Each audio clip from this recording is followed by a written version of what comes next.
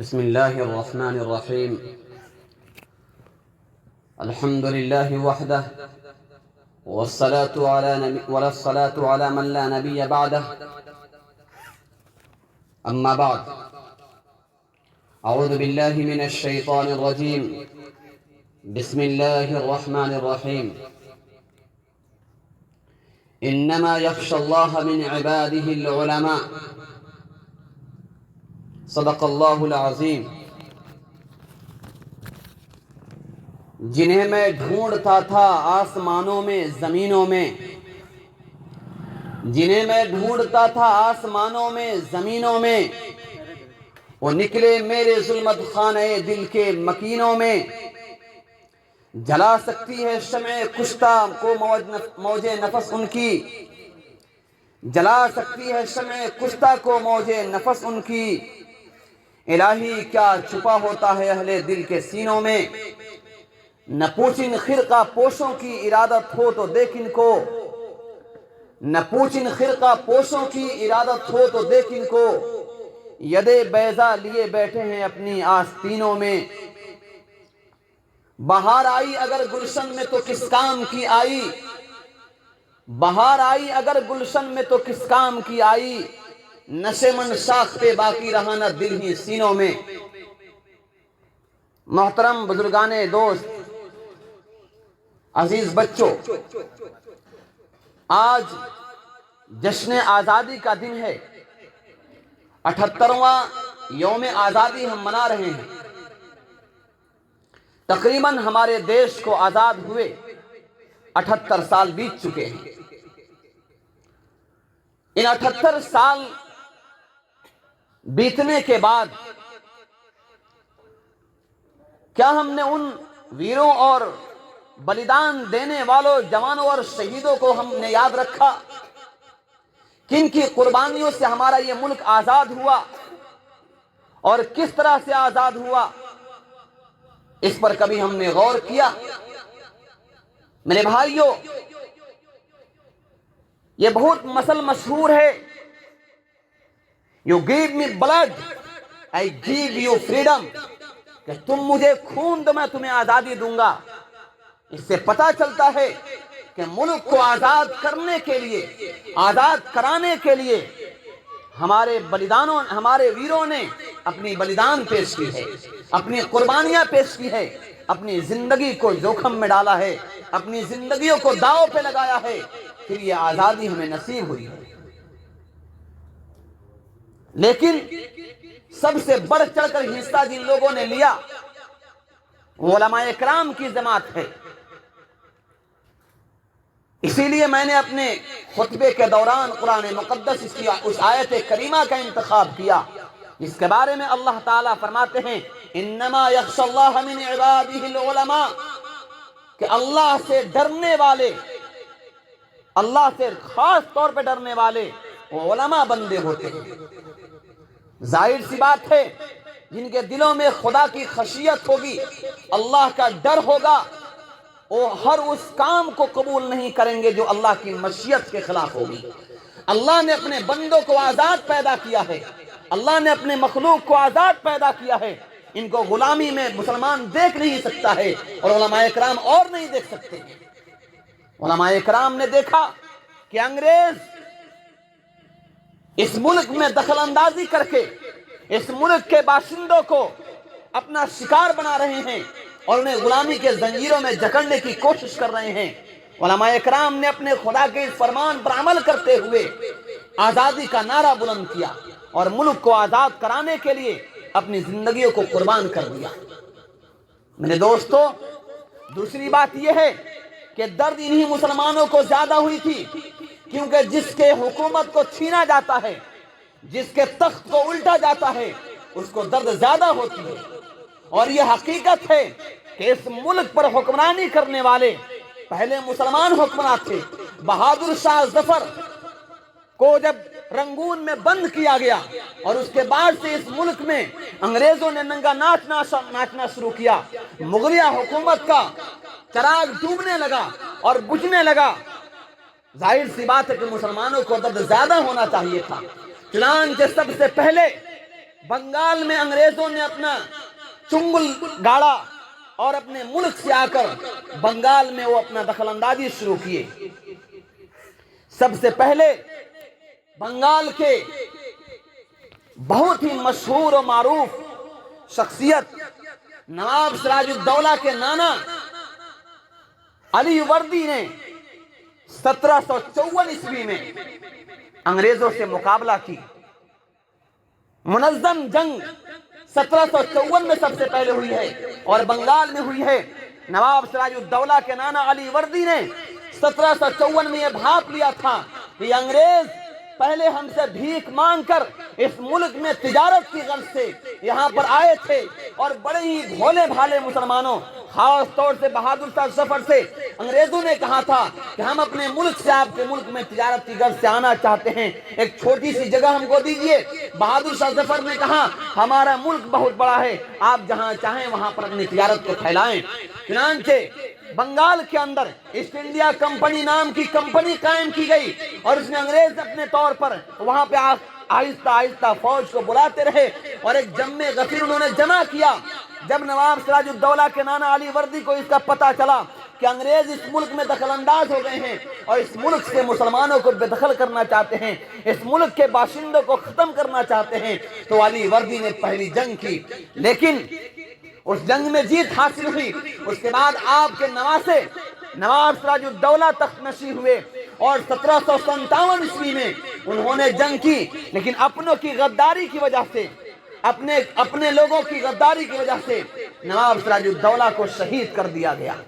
नवाब सिराजुद्दौला की शहादत के बाद दक्कन के फरमारवा टीपू सुल्तान के वालिद मोहतरम हैदर अली ने अंग्रेजों से जंग की। 1781 में गालबन अंग्रेजों से उन्होंने जंग की। उसके बाद सुल्तान टीपू शहीद रहमतुल्लाह अलैह 1783 से अंग्रेजों से लड़ाई लड़ी और 4 जंगें हुई हैं। चारों जंगों में 3 जंगों में अंग्रेजों को शिकस्त देते गए। तीसरी जंग में आप जो अपने गद्दारी की वजह से आपको मसाइल खड़े हुए और सुलह करने पर मजबूर हो गए। अंग्रेजों को एक बड़ी रकम देने की बात तय हुई। उसके बाद अंग्रेज खामोश हो गए, लेकिन पहली जंग में जो शिकस्त खाई थी उसका बदला लेने के लिए वो हमेशा इस बात का इंतजार करते रहे कि सुल्तान टीपू शहीद को खत्म करना है। चुनांचे एक जंग हुई और अपनों की गद्दारी की वजह से हजरत टीपू सुल्तान शहीद रहमतुल्लाह अलैह को शहीद कर दिया गया। जब आप शहीद कर दिए गए तो अंग्रेज का बहुत बड़ा लीडर जिसका नाम जो अपने कारनामे की वजह से इस मुल्क में बहुत बड़ा जालिम बादशाह समझा जाता था, सुल्तान टीपू शहीद रहमतुल्लाह अलैह के नाश पर खड़े होकर उसने यह ऐलान किया कि आज से यह मुल्क हमारा है, क्योंकि उस मालूम था कि सुल्तान टीपू शहीद जैसा इस पूरे मुल्क में कोई ऐसा फर्द नहीं है जो हमसे मुकाबला कर सके और जिसके अंदर ये ताकत हो। उन्हीं टीपू सुल्तान शहीद रहमतुल्लाह अलैह का ये मशहूर मकूला है। इन्होंने कहा था कि गीदड़ के 100 साल से शेर की एक दिन की जिंदगी बेहतर होती है, और उन्होंने इसी पर अमल करते हुए अपनी जान कुर्बान करना कोशिश की, अंग्रेजों से हाथ मिलाना कोशिश नहीं, कभी गवारा नहीं किया। मेरे भाइयों, ये जंग 1754 से शुरू हुई है और 1947 तक चली है। एक लंबा अरसा है, तकरीबन 200 साल तक ये जंग चलती रही और हालात पे हालात आते रहे, उलमाए इकराम शहीद होते रहे, मुसलमान शहीद होते रहे। आखिरकार 1857 ईस्वी में, बात लंबी हो जाएगी, तारीख बहुत लंबी है, 200 साल की तारीख को 10 मिनट 2 घंटे 4 घंटे में बयान करना नामुमकिन है। मैं मुख्तसर तौर पे बताता हूँ कि 1857 ईस्वी में शाह अब्दुल अजीज रहमतुल्लाह अलैह के पहले के फतवे से अमल करते हुए हजरत मौलाना कासिम नानौतवी, शेख उल हिंद रहमतुल्लाह अलैह, हाफिज आमिन शहीद और दीगर बहुत से उलमाए इकराम ने मिलकर ये फैसला किया कि अब अंग्रेजों से खुल्लम खुल्ला लड़ाई करनी होगी, क्योंकि ये लोग इस मुल्क में काबिज हो गए हैं। और बहुत पहले 1784 में शाह अब्दुल अजीज रहमतुल्लाह अलैह ने एक फतवा दिया था कि ये मुल्क दारुल हर्ब हो गया है, अब यहाँ पर अंग्रेजों से जंग करना जरूरी हो गया है, वरना ये मुल्क जो है अंग्रेजों के कब्जा में चला जाएगा और इस मुल्क में हम अमन और शांति और अमन और चैन से अपने दीन और मजहब पर अमल नहीं कर सकते हैं। इसी फतवे का नतीजा था कि उलमाए इकराम में जोश और वलवला पैदा हुआ। اسی جوش و ولولہ کے چلتے اسماعیل شہید رحمت اللہ علیہ، سید احمد شہید رحمت اللہ علیہ دہلی میں وہ شہید کر دیے گئے، بالا کوٹ میں شہید کر دیے گئے، بڑے بڑے علماء اکرام نے قربانیاں پیش کی۔ آخرکار 1857 عیسوی میں ایک منظم طور پر ایک فوج تیار کیا گیا، اس میں اکثریت علماء اکرام کی تھی۔ اس کے دو محاذ قائم کیے گئے، ایک محاذ کے جنرل تھے حافظ ضامن شہید رحمت اللہ علیہ اور دوسرے کے جنرل تھے مولانا جعفر تھانسوی رحمت اللہ علیہ۔ جنگ شروع ہوئی اور جنگ شروع ہونے کے بعد میں انگریزوں کو احساس ہو گیا یہ لوگ بڑے اتحاد و اتفاق کے ساتھ بڑی تیاری کے ساتھ ہمارے مقابلے میں آئے ہیں۔ چنانچہ انگریزوں نے اپنے لوگوں کو جو مسلمانوں کے بھیس میں غدار بن کر اس میں شامل ہوئے اور آخرکار یہ جنگ میں بظاہر مسلمانوں کی، بظاہر ہندوستانیوں کی شکست ہوئی، لیکن یہ فتح کا بگل تھا جو بجا دیا گیا تھا۔ اب اس ملک میں انگریزوں کو کوئی دیکھنا گوارا نہیں کرنے والا تھا۔ آخرکار حافظ ضامن شہید رحمت اللہ علیہ شہید کر دیے گئے، مولانا قاسم صاحب نانوتوی رحمت اللہ علیہ زخمی ہوئے، مولانا رسول احمد گنگوہی زخمی ہوئے، بڑے بڑے علماء اکرام اکابرین زخمی ہوئے اور تقریباً 51,500 علماء اکرام کو شہید کر دیا گیا۔ 2 لاکھ مسلمان اس میں شہید ہوئے، 51,500 علماء اکرام تھے انہوں نے اپنی جان کو قربان کر دیا۔ اس کے بعد اس ملک میں انگریزوں نے بالکل یہ عزم کر لیا کہ اب مسلمانوں اور قرآن کو مٹا دینا ہے۔ چنانچہ انگریزوں نے ایک مشورہ بلایا، ایک میٹنگ بلائی اور اس میں اس وقت کے سب سے بڑے مورخ اور سب سے بڑے پڑھے لکھے آدمی سے پوچھا کہ آپ بتائیے اس ملک میں ہماری حکومت کیسے قائم رہ سکتی ہے۔ اس نے مشورہ دیا کہ دیکھو، اگر تم اس ملک میں اپنی حکومت باقی رکھنا چاہتے ہو تو اس ملک میں سب سے زیادہ غیور اور سب سے زیادہ باعزت اور سب سے زیادہ غیرت مند اور سب سے زیادہ لڑنے والے لوگ مسلمان ہیں، ان کو اگر تم ختم کر دو تم اس ملک میں ہمیشہ قابض رہ جاؤ گے۔ چنانچہ ایک فیصلہ لیا گیا، وہ فیصلہ کیا تھا؟ فیصلہ یہ تھا کہ قرآن مقدس کو ختم کر دیا جائے اور علماء اکرام کو ختم کر دیا جائے۔ مورخ نے لکھا ہے کہ 3 لاکھ قرآن کریم کے نسخے کو انگریزوں نے جلایا۔ میرے بھائیوں، 3 لاکھ قرآن کریم کے نسخے کو انگریزوں نے جلا دیا اور اس کے بعد ایڈورڈ ٹامسن کہتا ہے کہ دلی کی چاندنی چوک سے لے کر خیبر تک جتنے درخت تھے اس پہ علماء اکرام کو سولیوں پہ لٹکا دیا گیا۔ شاہی مسجد میں ایک وقت میں 80 علماء اکرام کو پھانسی پر لٹکایا جاتا۔ ایڈورڈ ٹامسن لکھتا ہے کہ علماء اکرام کو بوریوں میں بھر کر دریائے راوی میں ڈال دیا گیا اور انگریز ان کو گولیوں کا نشانہ بناتے۔ ایڈورڈ ٹامسن لکھتا ہے کہ علماء اکرام کو سور کے کھالوں میں بند کر کے ان کو گولیوں کا نشانہ بنایا گیا۔ ایڈورڈ ٹامسن لکھتا ہے کہ انگریز علماء اکرام سے اتنے زیادہ نفرت کرنے لگے تھے کہ ہاتھیوں پر بٹھا دیا جاتا، درخت ان کو باندھ دیا جاتا اور نیچے سے ہاتھی کو چلا دیا جاتا، علماء اکرام کی زبانیں نکل جاتی۔ الغرض علماء اکرام کو عام طور پر شہید کیا جانے لگا۔ ایڈورڈ ٹامسن لکھتا ہے کہ میں اپنے خیمے میں گیا تو مجھے مردار کی بدبو محسوس ہوئی، میں حیرت سے باہر نکلا، میں کیا دیکھتا ہوں، میرے خیمے کے پیچھے تقریباً 40 علماء اکرام کو ننگا کھڑا کیا گیا ہے اور 40 علماء اکرام کو ننگا کھڑا کر کے اس کے بعد 40 علماء اکرام کو ننگا کر کے کھولتے ہوئے تیل میں ڈال دیا گیا۔ انگریز پوچھتا ہے کہ اے ملاؤں بتاؤ، تم کہہ دو کہ 1857 عیسوی کی جنگ آزادی میں ہم شریک نہیں تھے، تم سب کو چھوڑ دیں گے۔ ایک آدمی کہے گا تم سب کو چھوڑ دیں گے۔ ایڈورڈ ٹامسن کہتا ہے میرے پیدا کرنے والے کی قسم، تمام علماء اکرام نے اپنی جانیں دینا تو گوارا کر دی، اپنے آپ کو کھولتے ہوئے تیل میں اپنے آپ کو جلانا تو گوارا کیا، لیکن کسی عالم نے یہ نہیں کہا کہ ہم اس جنگ آزادی میں شریک نہیں تھے۔ میرے محترم بزرگوں اور دوستو، یہ قربانیاں ہیں۔ 1857 عیسوی کے بعد ایک غدر شروع ہو گیا، پورے ملک میں انقلاب برپا ہو گیا، ہندو مسلم سکھ عیسائی سب آپس میں بھائی بھائی مل کر ایک جنگ کا بجر بجانا شروع کیے اور پھر ایک ایسا انقلاب برپا ہوا، جگہ جگہ پہ آتش فشاں اٹھنے لگا۔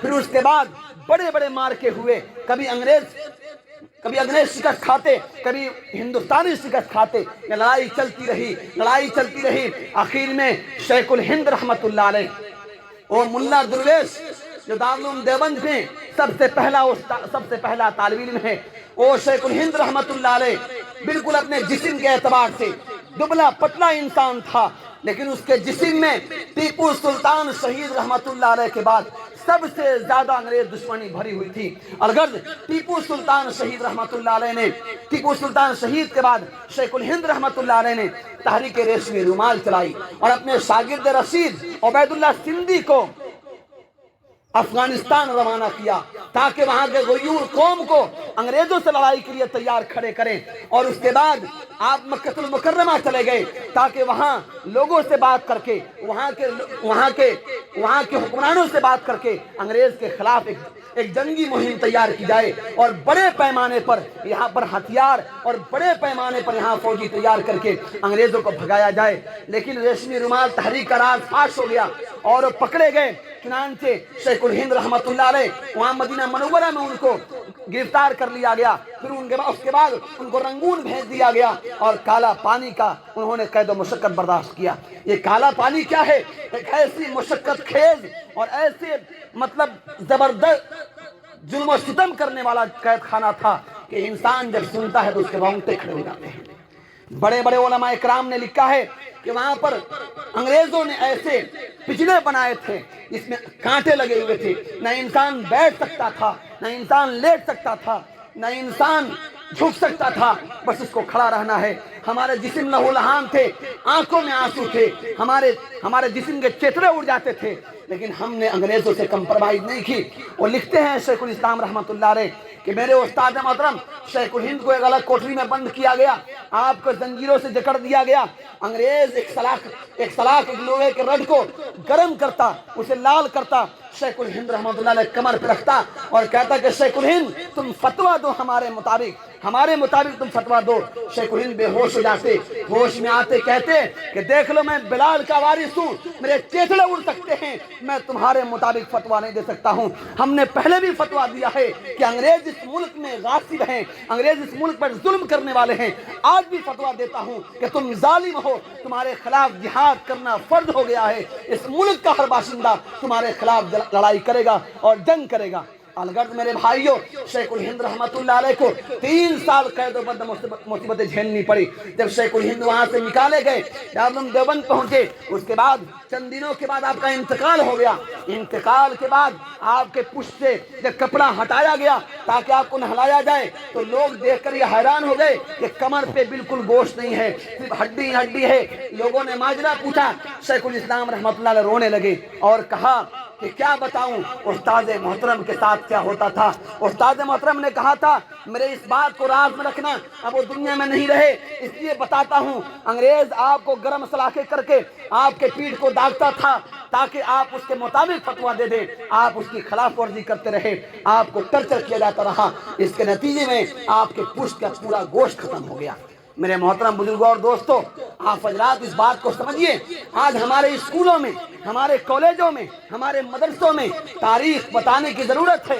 ہمارے نونہال بچے نہیں جانتے ہیں کہ کن قربانیوں کے ذریعے سے ہمارا ملک آزاد ہوا ہے، اس کے پیچھے کن کی قربانیاں ہیں، کون لوگ ہیں جنہوں نے اپنی زندگی کو برباد کر کے اس دیش کو آزاد کیا ہے، اس دیش میں آزادی لائی ہے۔ میرے بھائی، آخر میں اس کے بعد شیخ الہند کے انتقال کے بعد آپ کے شاگرد رشید شیخ الاسلام حسین احمد مدنی رحمت اللہ علیہ نے اس کارواں کے قیادت کو سنبھالی، اور انگریزوں نے آپ کے بارے میں کہا تھا جہاں بھی حسین احمد مدنی کو دیکھو گولی مار دو۔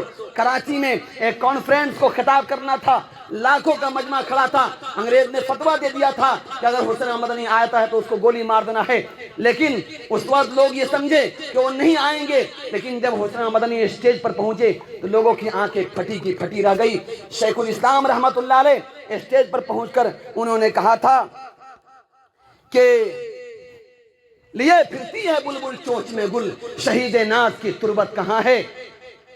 یعنی انگریزوں کو گل اور اس کے گولیوں کو انگریزوں لیے پھرتی ہے بلبل یعنی انگریزوں کو بلبل اور گل کو گولیوں سے تشبیہ دیتے ہوئے آپ نے کہا کہ ہم اپنی جانیں لے کر یہاں حاضر ہیں، اس کو جو کرنا ہے کر لے۔ لیکن انگریز بھی دیکھتے رہ گئے اور پوری دنیا دیکھتی رہ گئی۔ تقریباً اس شعر کے بعد آدھے گھنٹے تک لوگ نعرہ لگاتے رہے۔ میرے بھائیوں، اس طرح سے اس ملک میں آزادی کی ایک ہوا چلی ہے، اور پھر اس کے بعد مہاتما گاندھی، بھگت سنگھ اور دیگر ہمارے ملک کے بھائیوں نے مل کر سکھ عیسائی ہندو مسلم سب نے مل کر اس ملک کو آزاد کیا.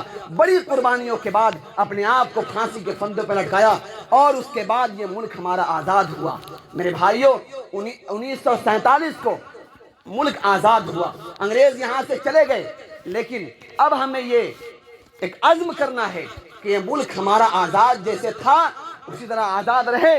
اس ملک میں جس طرح سے انگریزوں سے ہم لوگوں نے لڑائی لڑ کے اس ملک کو آزاد کیا تھا, اس ملک کو انگریزوں کے چنگل سے بچایا تھا, اسی طرح سے ہمیں اس ملک کے ان لوگوں کو جو لوگ اس ملک کو بانٹنا چاہتے ہیں, اس ملک کو برباد کرنا چاہتے ہیں, ان کے لیے ہم بھی شیشہ پلائی ہوئی دیوار بن کے ان کے سامنے ہم کھڑے رہیں گے. اس ملک کو ترقی دینا ہے, ہمارے یہ بچے ملک کے جانباز سپاہی بنیں گے اور اس ملک کو آزادی پر قائم رکھنے کے لیے اپنی زندگیوں کو قربان دینے کے لیے عزم کریں کہ انشاءاللہ ہم اپنی جان دے دیں گے, اس ملک پر آنچ نہیں آنے دیں گے انشاءاللہ. وآخر دعوانا ان الحمدللہ رب العالمین.